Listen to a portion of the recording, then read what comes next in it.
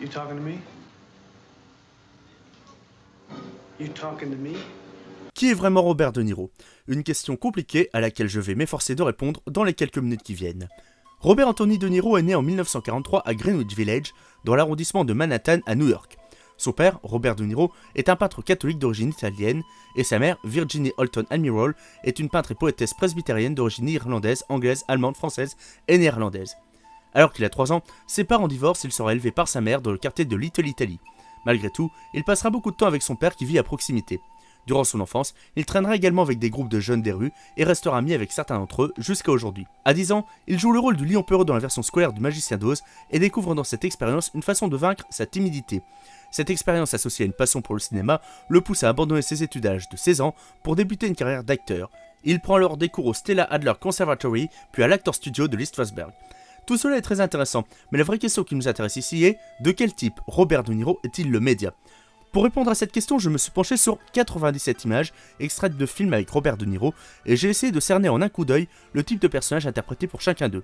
On obtient ainsi 16 gangsters, un méchant type James Bond, un monstre, 5 hommes d'église, 8 patriarches, 7 policiers, un comique, un docteur, 3 aventuriers, 2 intellectuels, 18 hommes puissants, politiciens, patrons, riches, etc., 3 personnages du monde de la boxe, 3 militaires et 27 hommes de la rue ou Monsieur Tout-le-Monde.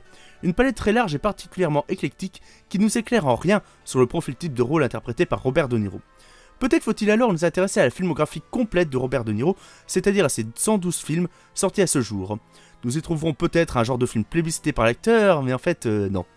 Il a joué dans à peu près autant de comédies que de drames, un quart de sa carrière est constitué de thrillers et de policiers, pas de genre dominant donc. Décidément, le mystère de Niro est de plus en plus épais.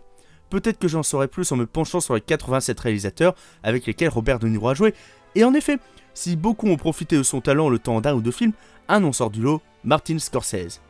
Fils de parents d'origine sicilienne, Martin Scorsese est né en 1943, soit un an après De Niro, et, comme lui, il grandira dans le quartier de Little Italy, dans lequel il puisera son inspiration.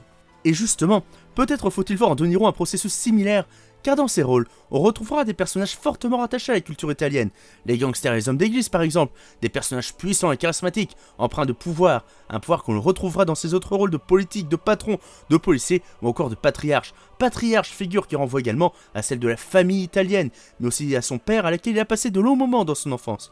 Mais n'oublions pas que son enfance fut également marquée par ses amis venus de la rue, un autre univers que l'on retrouve dans ses rôles d'homme de la rue. Peut-être que finalement Robert De Niro se fait le reflet d'une certaine ambivalence entre une population plus pauvre avec laquelle il a grandi et une population plus puissante, inspirée de ses origines, un reflet plutôt dramatique. Reprenons les genres de films dans lesquels nous retrouvons notre acteur, mais changeons d'angle de vue et observons comment cette répartition s'est effectuée dans le temps. En nous concentrant sur ces deux registres principaux, la comédie et le drame, on se rend compte que s'il a commencé par explorer ces deux registres à ses débuts, moment où il se cherchait sans doute encore, c'est dans les drames qu'il a le plus évolué dans un premier temps, marquant le cinéma de ses personnages dramatiques, issus de la rue ou de ses puissants dirigeants. Puis l'on observe une inversion de la tendance, par la suite, avec la multiplication de comédies dans son parcours, des comédies dans lesquelles il va en réalité garder ses personnages d'hommes puissants, qu'il va tourner en dérision pour les mettre au service de la comédie, comme un retour sur son propre travail dont il s'amuse. Alors finalement, qui est vraiment Robert De Niro? De quel type est-il le média? Eh bien pour moi, Robert De Niro n'est pas le média d'une partie précise de la population, mais il se fait le média d'une population divisée, entre d'un côté les pauvres, les hommes de la rue, et de l'autre les puissants, s'appuyant sur sa propre expérience pour représenter une dualité, une ambivalence entre ces deux mondes que tout semble opposer, mais qui ne peuvent vivre l'un sans l'autre. De Niro est le média de cette différence, de cette coexistence qu'il montre dans ses films de façon sérieuse dans un premier temps, puis plus ouvertement par la suite, à travers les comédies dans lesquelles il moque ce rapport de force qu'il représente.